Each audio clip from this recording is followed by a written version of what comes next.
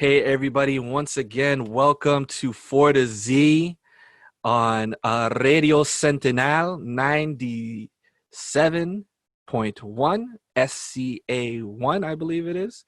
Um, or it's 93.7. Either way, I'll fix it when when we broadcast this, but I'm recording this because I have some awesome guests who are going to talk about young ladies in the church and relationships. Going to learn from them today. And of course, they are Generation Z because that's what we do here on For the Z. We learn from people from Generation Z so we can engage with them and learn from them and have better relationships that bridges the gaps between all generations so we can have better relationships with our God and in the church. So check out the theme song and then we'll get right into it, y'alls, here on For the Z.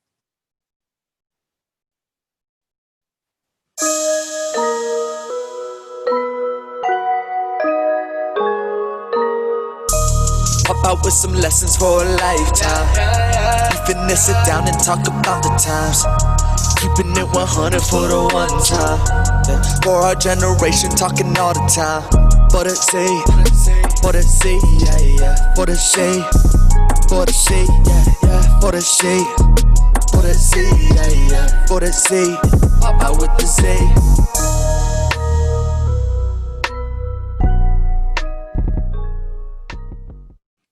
All right, everyone. Once again, I am your host for the Z. This is Eric Jean-Baptiste. I am active in youth ministry. I'm currently in Berrien Springs, Michigan, where I help in Pathfinder ministry. For those who know that, you're a Seventh-day Adventist. For those who don't, it's kind of like Boy Scouts or Girl Scouts, but it's co-ed. And it's kind of not like that. But oh well, I'm not going to go. That'll be for another episode. I'll talk about Pathfinder ministry, but that's what I help out with. I also help out by preaching, teaching, and talking about youth ministry to churches, pastors.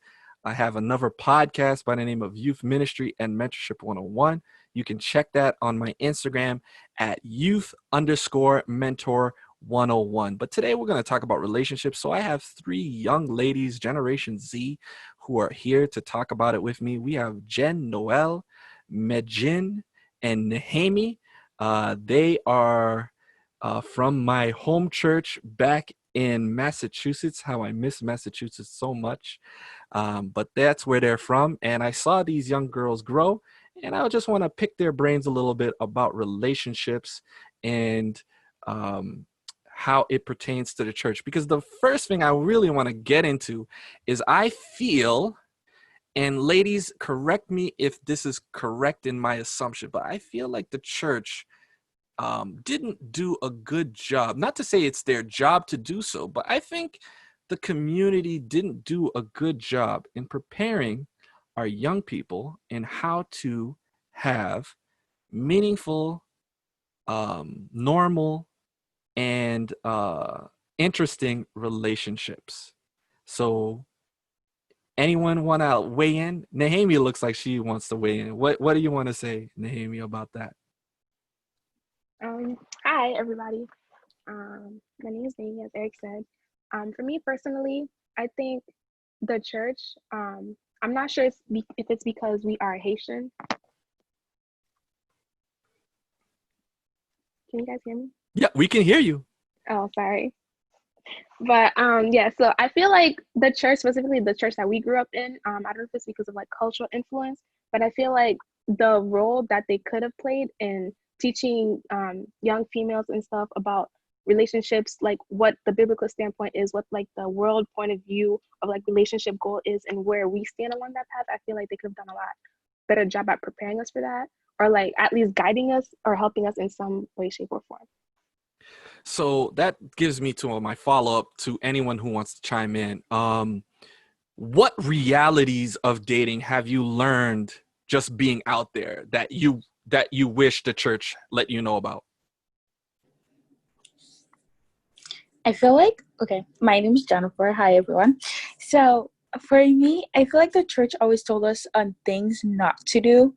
Like, don't be sleeping with nobody. Don't be like hoeing out.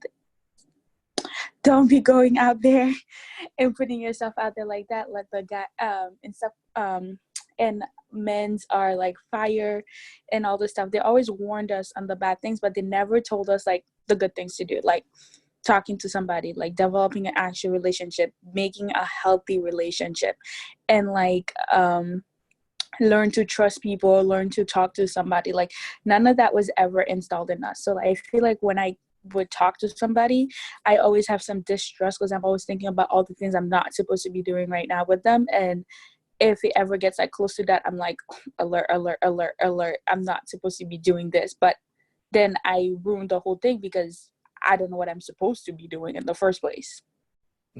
So it's a lot of, you're not supposed to be doing this, you're not supposed to be doing this, but not enough of, this is what it should look like. This is how healthy relationship, this is what a healthy dating relationship looks like.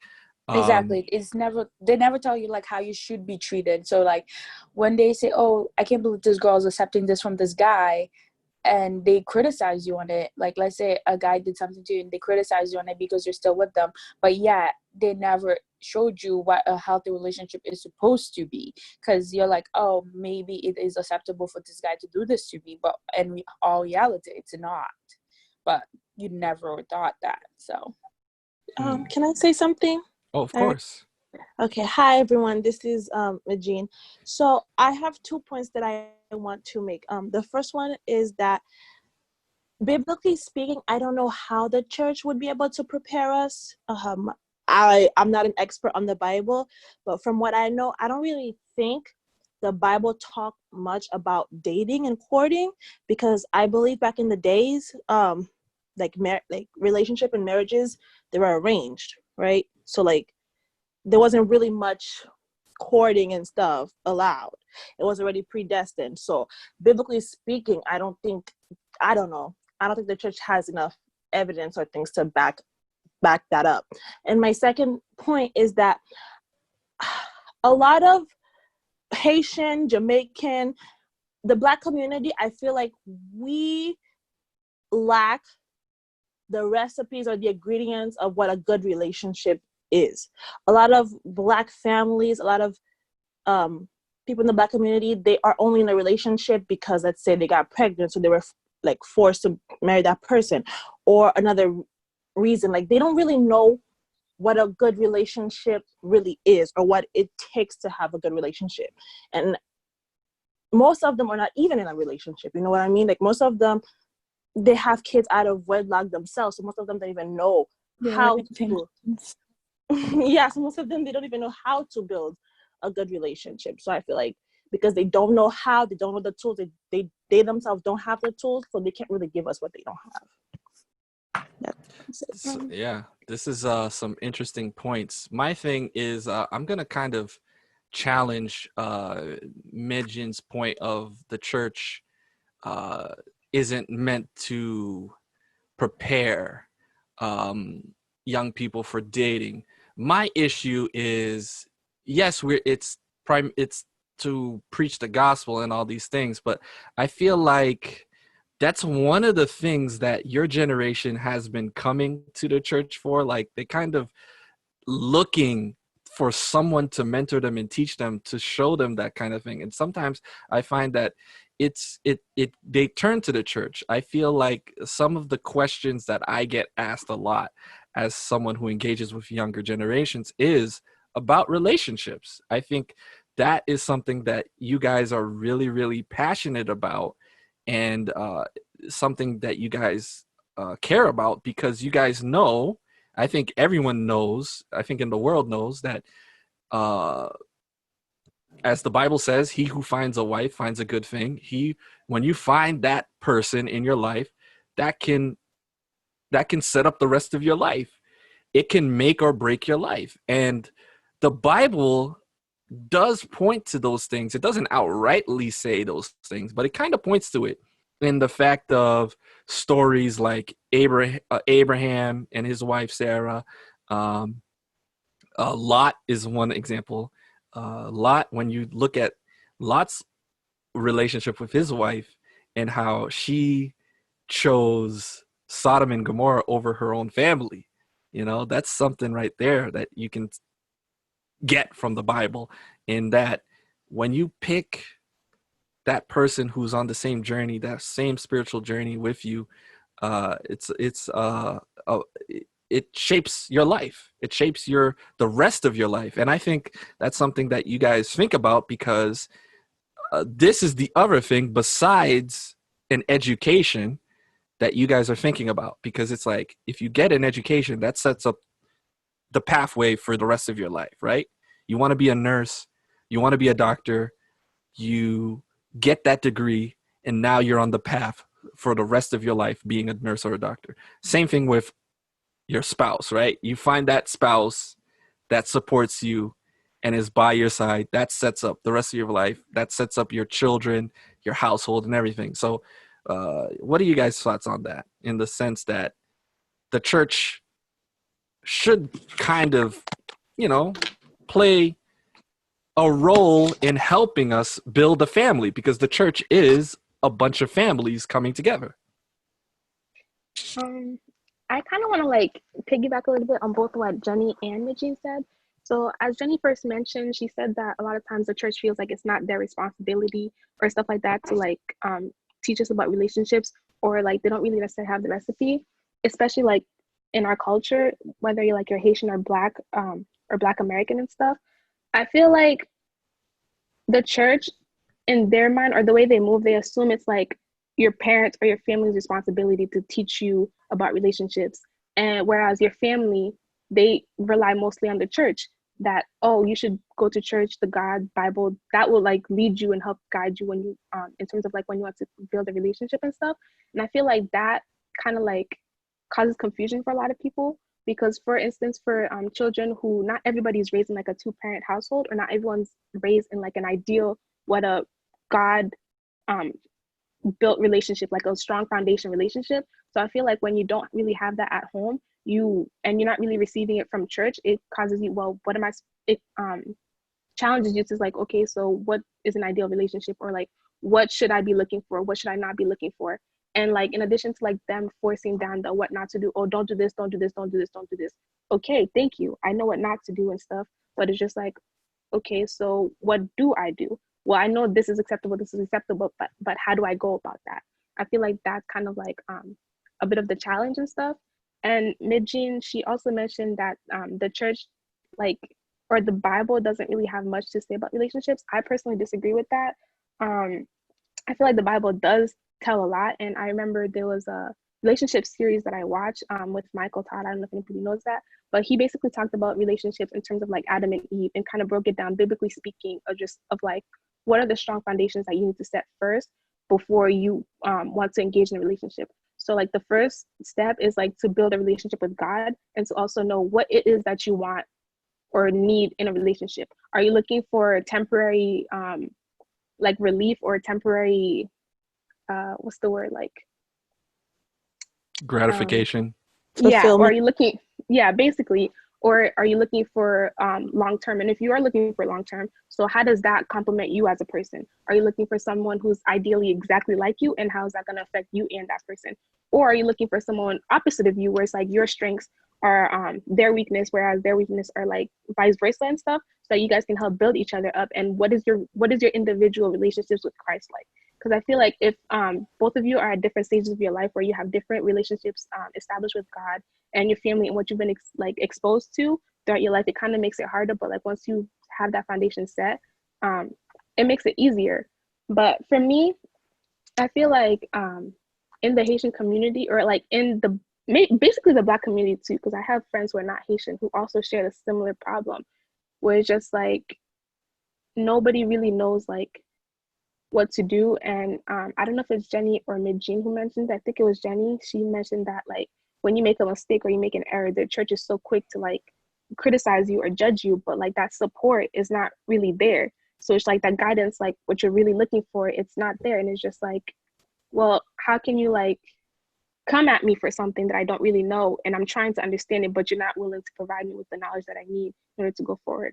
I don't know if that makes sense, but Oh, like it makes it, sense. And so that, I what have I a comment after you, Eric. what I wanted to say is, First, I want to clarify what I heard from Megan, which was she didn't say that there's not examples of relationship in the Bible. I think she said there's not really examples of dating, and the is it the church's responsibility to teach us dating from the biblical standpoint? And what I was just challenging is if the church is the ones that criticize when we make mistakes, shouldn't it also put their hands into supporting and teaching us how to date? So, Mijin, what was your comment? Because I there's a question I want to get to with all you ladies. No, you're right, Eric. Like what I was trying to say is that not that there's not examples of relationship in the Bible. Of course, there's so many. Abraham, Adam, and Eve. There's so many examples. But what I'm saying is that the Bible doesn't, like you said, it doesn't talk about dating, because most of those people, they were already together, or they were together because it was already predestined, or that there was some kind of arrangement made that made them become together. It doesn't talk about dating specifically in the Bible. Yeah. And also, if we're really looking at Adam and Eve, I don't want to be the devil's advocate, but Adam just looked around. He saw everybody has someone. He's like, dang, I want somebody too, God. And then God gave him someone. So, I mean, did he really want someone? I'm not trying to be the devil's advocate, but I'm just trying to say that Adam kind of just is kind of like us. Adam didn't have to go through the perils of speed dating, dating on eHarmony, all these things, because God provided. Tinder. He didn't have to deal with that. Facebook messengers, FaceTime at night, Netflix and chill. He didn't have to go through any of that. He just went to sleep and woke up, and there's his wife. I think that's what you're trying to say. Yeah, exactly. Okay. So, but here's what I want to say. The Bible doesn't talk about dating, but the Bible doesn't talk about many a thing. I mean, the Bible doesn't talk about Netflix. The Bible doesn't talk about Facebook. The Bible doesn't talk about YouTube, right? Because the Bible was written, the last books of the New Testament were written 2,000 years ago. So the lessons are still applying to us today, but the climate of young girls and men today for dating to get ready for relationships is a different climate than 2,000 years ago. It's a different climate than 50 years ago. It's a different climate than 20 years ago. So what I want to ask you ladies is, what have you encountered? Please don't name their names, but what have you encountered when you've actually braved yourself out there and went into the jungle that is dating? What have you encountered? Oh Lord. Okay, I feel like it's a wide range. Sometimes, like you try to go for like church boys, or you go to the ones in the church expecting like respect, expecting like mutual consent, expecting all the stuff. But I feel like these are the same boys like that your parents are saying, oh, you should be dating because they're in the church, they're this and that. And they're the same ones, like once you go out with them, or like once you talk to them, they be kissing and telling, they be disrespecting you a little bit later and all the stuff. But also like, well, this is sort of out of the thing, but I feel like even though sometimes like our families, well, our Caribbean families, our Haitian families, they put a big connotation on like earrings, tattoos, and like dreads. I'm not saying all of them out there are like awful person, because the moment they have one of those like things I listed, our parents list them as vagabonds and not dateable and all this stuff. But sometimes it is one of them who you talk to and you're like, wow, okay, like this is not bad, or like this person actually treats me better than I expected. And I feel like a lot of times you have to like clear our minds, and just because somebody has a tattoo, just because somebody has a thing, doesn't necessarily make them bad. And I feel like, honestly, I haven't had a lot of dating, like having a full-term relationship, but like I've gone on dates and I have met guys who are like very respectful, takes the bill, do everything, and there's other ones be like they look at you and you're just like, okay, this was never gonna go anywhere. So So Jenny, I get from you that you've seen, both ends of the spectrum in dating. But one thing I want to reiterate what I got from what you said is um, people in the church, or people that you look up to, they tend to value the exterior of a person, in the fact that um, if the person doesn't have dreads or something like that, that's something that they value. If the person is SDA, and I'm saying the exterior sense of being SDA, because you could be Seventh Day Adventist on the exterior, meaning you are a baptized member and Christ is not within you. So what I'm saying is, it seems like they've taught you to value the exterior. When you've dated, you've noticed that the interior is what matters. Is that what you were kind of saying, Jenny? Pretty much, yeah. Yeah. Yeah. All right. Naomi, Megan, what have you guys encountered? Well, You're gonna go to him, or you want me to go? I'll go. So kind of like what Jenny said. Well, for me, I don't really have much experience with like dating, but I've talked to people and I've been approached by people. And I think one of the biggest lessons or things I've learned so far is to not judge a book by its cover. Basically, kind of what Jenny spoke on a little bit. I feel like a lot of times when it comes in terms of like relationships or whatever in our culture, it's such like it has such a negative connotation to it. Like when people say relationships or boys, like immediately it goes to like the negative. There's never anything positive that needs to be stated about it and stuff. And appearance plays such a huge factor that it kind of creates fear in a sense. So like for me personally, I feel like whenever it came time for me to like been approached by someone or decided to talk to them, I often found myself inexperienced. Like I didn't really know what to do, what to say, what to expect, or none of that, because that was never something that was like talked about or like basically never brought up upon. It's like, oh well, you're not old enough to date, wait till you're this, that, and the other, and then it's gonna happen. Or if you're talking to somebody, pray about it, God will answer your prayers. Yes, God does answer your prayers, but I feel like, not to like kind of counteract that or contradict that or anything, because he, like, if you ask, he will answer and stuff. But I feel like when I've been approached by a person, it's just like they do this, that, and the other. It's just like, oh, well, for starters, at least for me personally, I will take that one look at you and decide whether or not you are a faithful person or not. But I don't really know that. A lot of times, like Jenny mentioned, it's just like you've met someone where on the exterior, they kind of check all the boxes of like what an ideal person would be according to like your parents or like what a church member would think of. But like for you personally, like they don't really match with you at all. Or on the interior, it's just like, well, you're a waste of time. Why did I even bother type of thing? Whereas some people were just like on the outside, they have like an appearance type of thing where it's just like, that's not really what you should go for. But when you speak to that person, like they have so much wisdom, so much knowledge, and so much care and so much love that once you actually begin to learn their story, like the appearance and like the inside, it doesn't really match up. It kind of causes you like, or at least causes me confusion, because it's like, well, you look like that. And I've been trained to think that people who look like you are like this, but you're not really like this. So where do I go from here? Type of thing. Is just like, well, I don't really know what to do, if that makes sense. yeah, I think I'm getting it. It's basically saying, when you're trained to think a certain way and you find out that it's not necessarily true, it leaves you at a disadvantage, because now you have to go back to school. You have to learn again. You have to learn again, because you've been taught that something about the exterior matters, and then you find out, oh wait, it doesn't. Uh-oh. So now I have to be taught again. So this leads, well, Megan, give us a little insight on your experience first.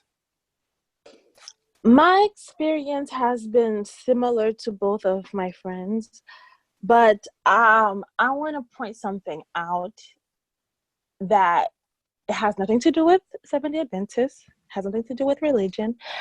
Parents need to raise their men. It just has to do with dating and being young. Parents need to raise their men, because I feel like, especially Black parents, Black mothers, single mothers especially, they need to learn how to raise their men, because they baby them too much. and that they think that their sons can do whatever. Their sons is never, they're never wrong, and that they're perfect in their eyes, and they raise their daughters, or not even raise their daughters, they build their daughters to be like, I don't even know, to be a robot, but their sons can do whatever they want. And I think that is one of our biggest problems with dating, and that it will always be difficult, at least for me personally, until that changes. It will be very difficult in the world, because we're raised that we're supposed to do this, we're supposed to do that, we're not supposed to do this. Especially me, I was raised with my older brother. Growing up, something as simple as I had a bedtime. I had to be in bed by 9 o'clock, but my brother, he could be up all night. It was okay. That was when we were younger. When we were little, my brother could go anywhere he wants with his friends, but me, I couldn't. My brother had to chaperone me. When we were dating, I couldn't date, but my brother had girls coming over the house doing whatever he wants, but I couldn't do it. And it seems like when I would ask my stepmom, like, why do you do this? She's like, oh, because, if you become pregnant, it's going to be your problem. But your brother, if he gets a girl pregnant, that's going to be their problem. I'm like, hello. Like, now that I'm older and I'm hearing that, I'm like, excuse me? So it's okay for my brother to pregnant like 10 women out there and have 10 women, like he seed in 10 different women, but it's not bad in your eyes, but it's bad if your daughter gets pregnant. So I feel like it has nothing to do with religion, like I said before, has nothing to do with God, but parents just need to do a better job at raising their son, especially their Black sons. That's my point. But you saying your experience was similar to the other two, but Yes. so I want to touch on that topic a little bit, in the fact that you ladies say that you visibly saw that young Haitian men were raised differently from you. Megan gave a great story. Anybody else want to give a story if they've noticed something like that? How young men are raised differently than yes. I don't really have, or I have a little brother, but I have more like older brother figures, and I can say from like my experience from back in Haiti, so even coming to America, because I've always like lived in a big family with cousins and stuff. The treatment that parents that they treat like the females in a household versus how they treat the men is very different, and in a very toxic way, I could say, for females. Oftentimes the guys, they're treated like, I remember when I was in Haiti, as a young female starting the age of 5, or I don't even remember, but I just remember since the day I learned how to walk, I had to learn how to sweep, I had to learn how to mop, I learned how to wash dishes, all these chores, because of like what a stereotypical female should be like, because I should learn to be like a house servant or a housewife or whatever, for prepping myself for the future and stuff. And then once I came to America, basically, yeah, sorry. So as I came to America and stuff, then like it kind of shifted a little bit, but not so much. Now like education came into play. So now not only do I need to cook, clean, do this, do that, learn how to do this, but also I have to balance out my education. I need to get a degree, this, that, and the other, because that's just what I needed to do. And on top of that, I need to balance like me, myself, like hygiene, femininity, all that stuff and everything, house chores, and it just became a lot. Whereas for men and stuff, or like my cousins, I've noticed that when like in Haiti, when as simple as like a meal, when my mom served me or like my female cousins versus like my male cousins, the food preparation was different. The way how my aunts got served versus how my uncles got served, the food preparation was different.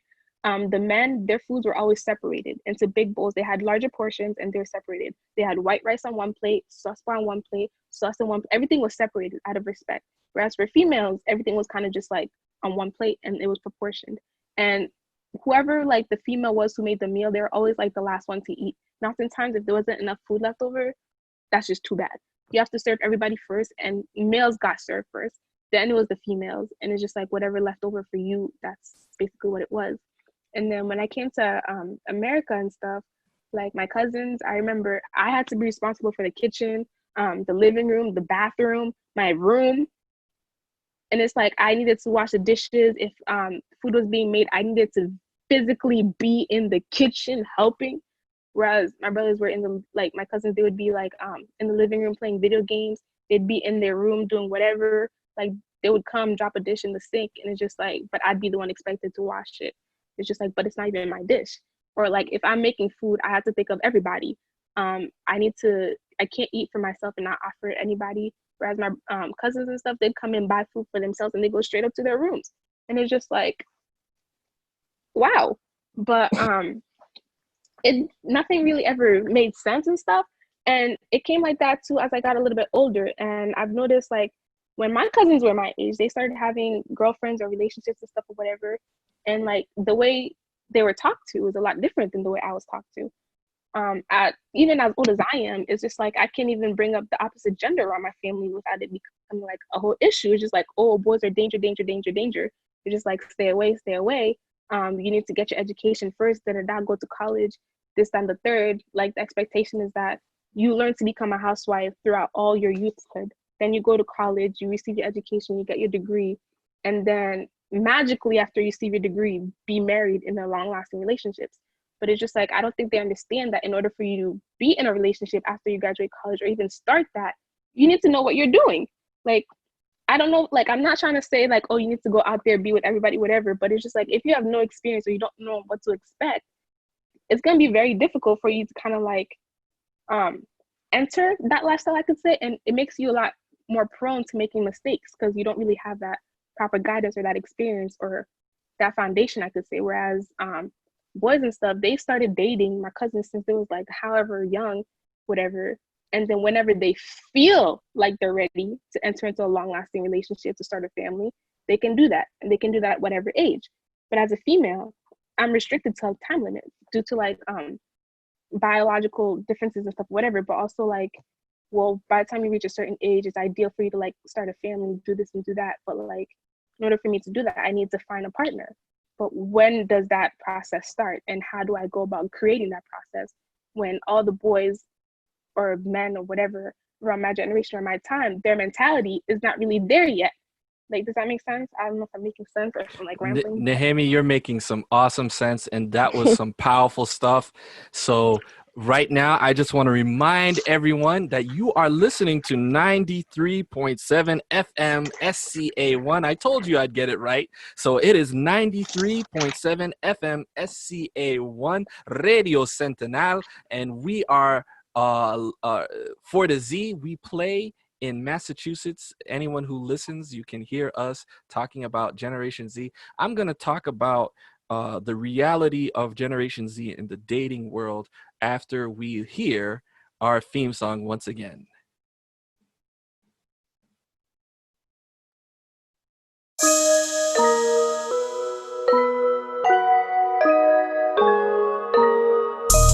Pop out with some lessons for a lifetime. Finesse it down and talk about the times. Keeping it 100 for the one time. For our generation, talking all the time. For the C, for the C, yeah, yeah. For the C, for the C, yeah, yeah. For the C, for the C, yeah, yeah. For the C, pop out with the Z.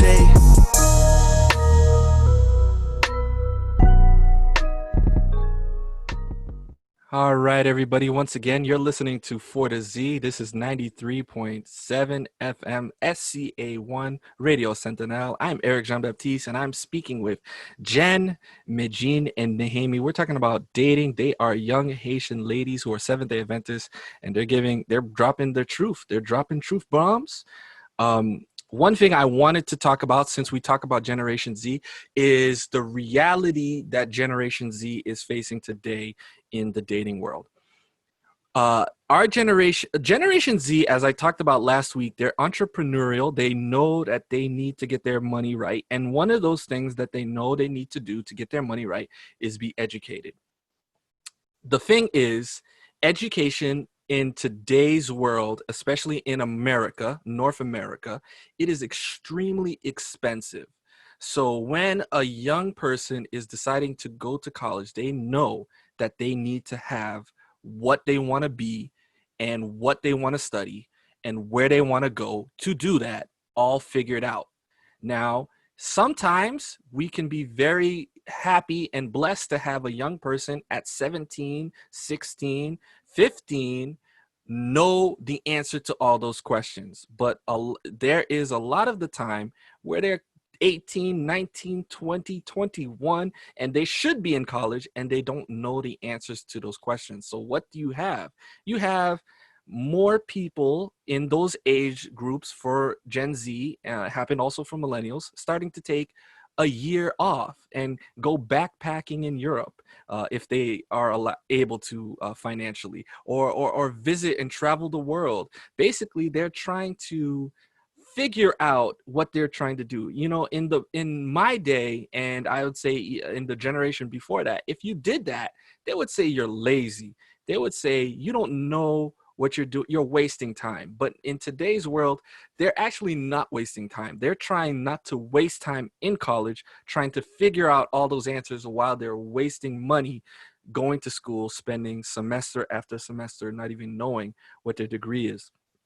So on top of that, not only after they get their bachelor's, they will be with some student debt. They most likely find out that they need a master's. If they want to be a doctor, they need to go to med school. If they want to be a lawyer, they need to go to law school. And after all those years of schooling, they find themselves with a massive amount of debt. Now, we're not even talking about religion. We're just talking about what it is like today in North America. After all that schooling, you're filled with debt.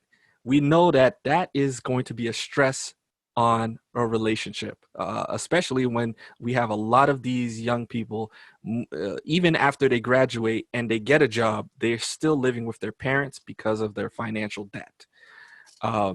So with that being said, they have to most likely wait until they have a handle on their debt to start getting married. So what are we finding today when you look at the research? You're finding that the age for marriage is increasing and increasing. For baby boomers, the average age was early 20s. We're finding now for millennials and Gen Z, the average age for marriage, first time marriage, is getting up there in the late 20s and even early 30s. Now, with that being said, hormones kick in by 12, 13, 14, 15. So what we're expecting, now we're talking about the church. Now I'm bringing back the church in it. What we're expecting is our 12 to 15-year-olds, our hormonal prepubescent young people who are going through puberty, who are dealing with all these hormones, who have these desires for the opposite sex, to abstain from relations and things like that. And when we know that the average age now is at 30 years old, that is the reality we're facing today. So as I'm talking with Jen, Midgen, and Nahimi, I just want anyone who's listening to pay attention to that and to know that our Gen Z is taking a huge undertaking in that they have to fight these hormones for a long time because they will not be ready to marry until late 20s and early 30s. Let me ask for you young ladies, what are you looking for in that guy you want to date? Can I start? Oh yeah, I'll start. yeah, start. But before I answer what you're what I'm looking for in a guy, but I just want to touch up on what you said about us getting married at a later age. I think that especially women nowadays, Generation Z and maybe even millennials, we are educating ourselves more. You know, we're going to school, we're career driven. Whereas back in the day, in our grandparent generation, it was more about building a family. But now things are switched around and more career driven. And I think that in our community also, I don't know about the Black, like the other community, I can only speak for the Haitian community. I feel like they push education so much on women, way more than men. Like, it's pushed down our throat way more than men. So I feel like women are not as interested as getting married so fast as they used to than back in the day. Back in the day, it was more of like, you need to go get married, reproduce. But now it's more education, better yourself, and then marriage. So I just wanted to give that little note. As for what I look for in a guy, okay. The list is long. I'm just kidding. Okay. So when I meet a guy, I always say my top 3 things. Number 1, you have to have some kind of relationship with God. I'm not saying you have to be Seventh-day Adventist. I'm not saying that you have to be a Catholic, but you have to have a relationship with God. And second, you must have a relationship with your family. Now, if your family is dysfunctional, they're toxic, understandable. But if not, you need to, I need to see how you act around your family, if you're loving towards them, how you treat your mom, how you treat your aunt, your nieces, how, especially the women in your life. I need to know that you have a good bond and a good relationship with them. And third of all, you need to love me. And the reason why I put myself third is because, number 1, God is love. So if you have a good relationship with God, you will learn how to love. And if you treat the women right in your life properly, then you will know how to treat me and how to deal with me. So those 3 things are what I'm looking for in a guy, me personally. I'll go second. Me personally, I don't know if this is okay to say on a radio or not, but what I'm looking for, the first thing I'm looking for in terms of relationship is a man. And I don't mean that in any disrespectful or derogatory way or anything, but when I look into a person, I'm looking to enter a relationship, I'm not really looking for like temporary fulfillment or just, for the next year, for the next 6 months. I'm looking for a lifetime, somebody who I can build and maintain with. So if I don't see myself with you for the next 60 years, 80 years, however God decides to leave us on this earth, then that's gonna be a no-go. But yeah, so first, you gotta be a man. Second, your relationship with God. Sorry to interrupt, but what is a man? Like, define what a man is to you. A born man. A man born. No, like, I don't mean biologically. I mean, like, what are the characteristics of a man? Oh, I was speaking biologically. Oh.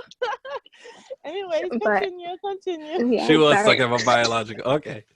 So yeah, that's her preference. Yeah. So also, like, yeah. So before, when I thought of in terms of relationship, I thought, maybe I want someone in a church. But over the years, I've come to find out that there are a lot of people in church or men in church who claim to be holy or who claim to be spiritual, but who are actually a lot worse than people I've come across with outside of church. So I'm no longer looking for someone who goes to church this or is like Seventh-day Adventist. I've reached a point where I'm looking for someone who has a relationship with God. Like, as long as you fall under the Christianity branch, I'm okay with that. You don't necessarily need to be Seventh-day Adventist, because every religion has everything and nobody's perfect, everybody makes mistakes. But I'm looking for someone who has a relationship with God, where God comes first in your life, where you built that relationship with him, you've maintained that relationship, and you want to strengthen that relationship, because that's only going to motivate me and like to also want to strengthen my relationship with God. And if we both have a strong relationship with God, then we can put him as like the foundation of a relationship. He can be the center of a relationship and therefore strengthen our relationship for more years to come or whatever. In terms of like characteristic things for a guy in a relationship, I'm looking for someone who's loyal, respectful, and like trust, loyalty, and respect. Those are like one of my top 3 things. Without those, and it's not just for like romantic relationship, it's just for any relationship, especially the respect. I'm very big on respect. I don't care who you are, where you come from, what doesn't matter. If you don't respect me, we might butt heads a couple times, a few times, a lot of times. So those are kind of like my top 3 things. And then they also need to like share similar values, standards, and goals. Like, you cannot not have a goal. Like, you need to have some type of motivation. You need to see, like, you need to have your future in mind. I'm not saying you need to have like the next 30 years planned out to the T, because that's unrealistic, because tomorrow doesn't belong to you. You don't know what tomorrow will bring.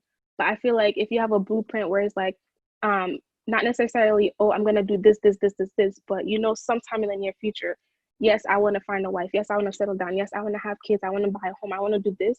then it's just like, okay, so now you have goals, I have my goals, do our goals line up and stuff? And are you motivated towards achieving those goals, or are you just talking fluff or just talking things to talk out loud? And it's like, do your actions match up with your words? You can say, yes, you want this, you want that, but like, are you actually fulfilling it? Like, what are you doing to like reach for those goals, if that makes sense? And sorry, now this is a little long too, sorry. Prayed about this a lot. Anyways, so I'm also looking for someone who's like intelligent, humble, kind, respectful, on top of like God fearing. Because like intelligent, I'm not saying you gotta be the smartest person in the world, but intellectually you gotta be at or above my level. I need to be able to have any type of conversation with my partner. Like we need to talk about this. We can be able to talk about the silliest things to the most serious things to the most like. We need to be able to carry out a conversation, a wide range of conversations. If you can't do that, it's just like, if we can't talk, it's very wow, boring, I guess. Like not being able to like have a conversation about everything and anything. And then I don't know, humble, kind, respectful, those are pretty self-explanatory. So this is the point I was trying to make with listening to you both give your what you're looking for. I mean, these are wonderful things and pretty wise things to look for in someone that you're looking to spend your rest of your life. Naomi mentioned, someone who is thinking long term, someone who uh, uh, is in it for the long run, not in it for a month, in it for gratification or something like that. And intellectual level, values, all these wonderful things you guys mentioned. Here's the point I want to make. If you guys know what you guys are talking about, and you're not talking about dating bad boys who are going to bring you to bad situations and irreputable decisions, are you guys trusted to date? Like, do you feel like you're trusted to or do you feel like you guys aren't trusted to date like until you get multiple degrees behind your name? I don't think, oh, sorry. Go ahead. I don't think the degree will make you choose your men any wiser, because like what I've noticed is that education does not, like, there's book smart and there's like street smart. Just because you're book smart does not mean you know how the street works. And I'm not saying I know how the street works, because God knows I don't. But I'm just saying, just because you have so many alphabets behind your name doesn't mean that that's going to help you in your relationship life. Me personally, I don't willingly choose bad men, but my track record is pretty bad. I can't choose for myself, apparently. And my stepmom told me that the other day. She's like, you don't know how to choose men. You have bad luck. And I'm like, yeah, I know. So honestly, if my stepmom would be like, I have a guy for you right now, I wouldn't be so, like, like I'm not receptive of it. Whereas before I probably would be, but now because my track record isn't looking so good, I would be open to it. So I don't really trust myself, even though I feel like all the experiences, I've learned something from them, but I don't really trust myself into picking like the right person. Like, I'm doubting myself. So you don't trust yourself, but I'm Yeah. saying, after all the wonderful things you said, like you're saying you're looking for, these kind of people. So why shouldn't we just trust? I know you said you don't trust yourself, but shouldn't we just, if people are naming great things like that wonderful list, Naomi said she prayed about it and all that stuff. If that list is there, they prayed about it, shouldn't we be trusting young ladies here like yourself to go out into the dating world? But that goes back to my point that I've mentioned before. The men that are out there are not being like raised, and they're not ready for a relationship, because, or sometimes they may check off all the boxes and then they just switch up on you 6 months later or 8 months later. Or even like my personal example, like I have my aunt that's been with my uncle since they were 18 years old. But after like 20 years, I guess the love changed and he acts completely different. And she's like, dang, if I knew this, if this was the person that you would become today, I would have never married you. So sometimes the person checks off all the boxes. You're like, yes, I found the one, this is it. And then they just, is not the person that you thought. They just change. So like back to my point that these men have, because guys, they're persistent. If they want something, they will go after it until they get it. They will show you that they are the perfect person, that they are the, like, God sent them for you. And then as soon as they get what they want, they change or they leave you. So that's what I was saying. We need to raise our men to do better. Can I speak? Yeah, go ahead. Okay. So your question was like, if all these we know like what we want, this and the third. You said should we trust the young woman to date? Is that what you said? Yes. So I feel like that I feel like in our community they don't. And I feel like that could go one of two ways. I feel like it's a good thing, it's also a bad thing.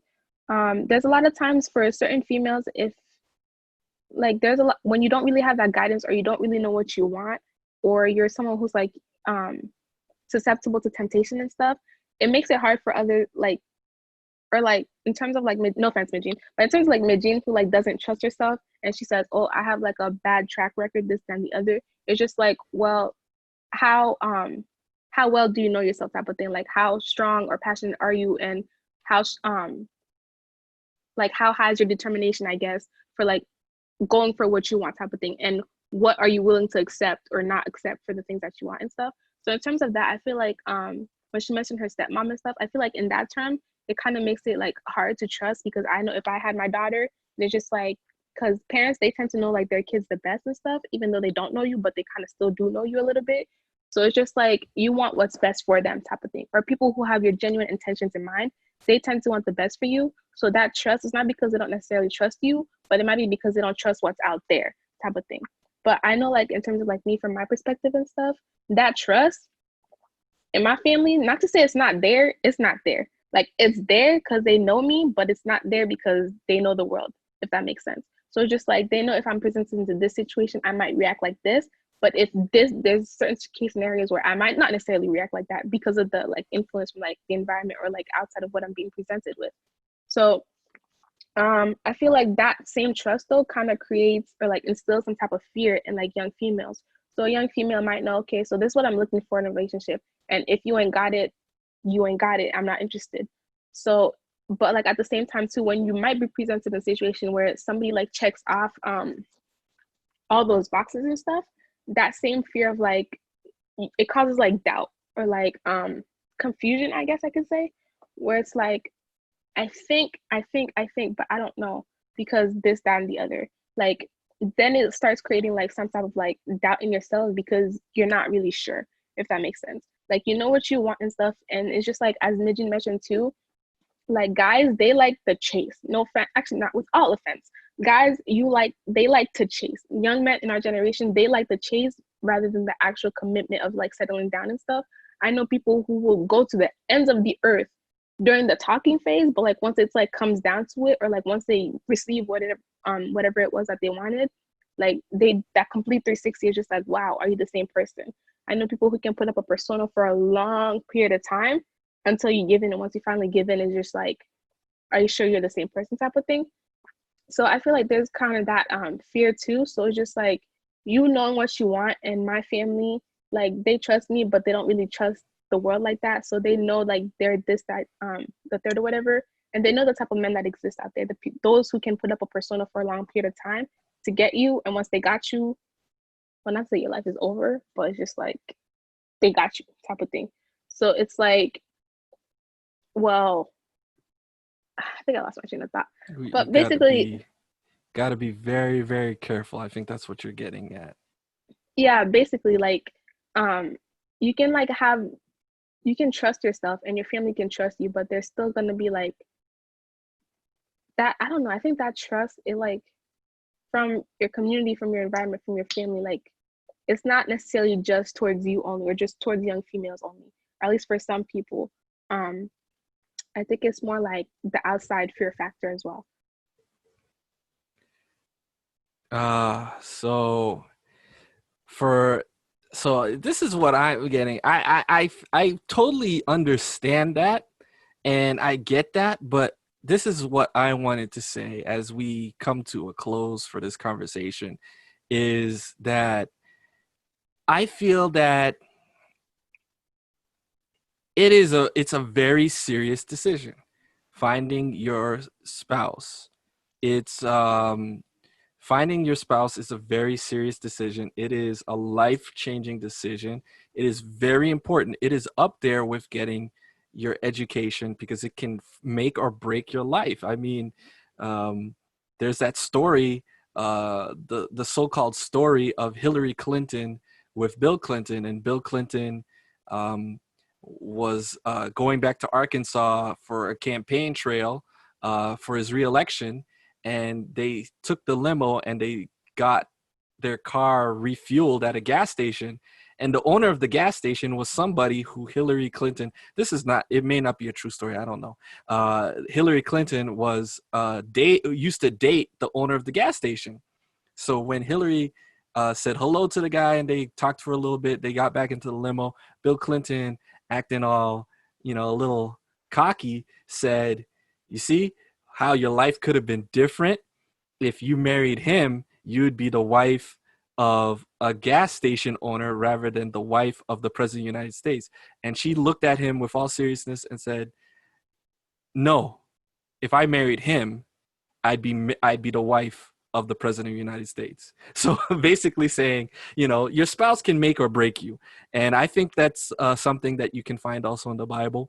And so what I want to say today is that, with that being said, we have to understand that anything worth doing, anything that's important, comes with a little bit of risk. That is what comes with living life. And if we don't allow our young people to face that risk, we run into the problem of them not being prepared. And I think that's one thing that we have to really learn to teach ourselves, in the fact that we want to protect our children and we want to protect our young people, but we also have to allow them to live and allow them to grow. The same thing for plants. I mean, you love a plant, you got to water it, you got to let it have sun, but you gotta let it breathe, you gotta let it grow. If you hover over it, you're darkening the sun and you're not able to it's not going to get sun, it's going to die. So I think we need to allow our young people, we need to listen to them. And that's what I hope we did today. We learned from them, we listened to them. We talked about the reality, and we talked about what they're looking for, but we're just learning from each other. But have those conversations with your young people. Have the dating conversation.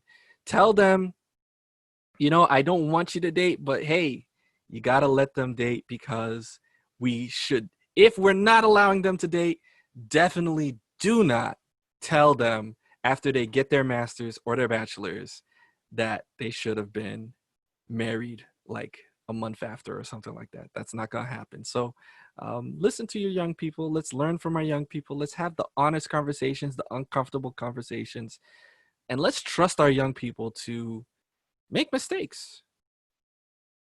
Is it gonna hurt? Yes. Do we wish they wouldn't make mistakes? Absolutely. But we gotta let them have the freedom to grow. As long as we prepared them, we educated them, we loved them, there's nothing more you can do, because they'll still do it either way, because they are going to become adults, and there's nothing you can do to stop them from growing. Once again, this is For the Z. I'm Eric Jean-Baptiste. We enjoyed having you guys with us. You were listening on 93.7 FM SCA1 Radio Centenal. This is For the Z. We'll check you next time. God bless.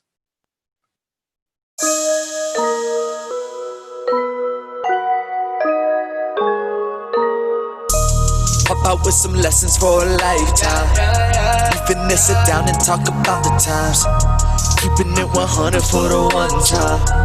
For our generation, talking all the time. For the C, yeah, yeah. For the C, for the C, yeah, yeah. For the C, for the C, yeah, yeah. For the C, pop out with the Z.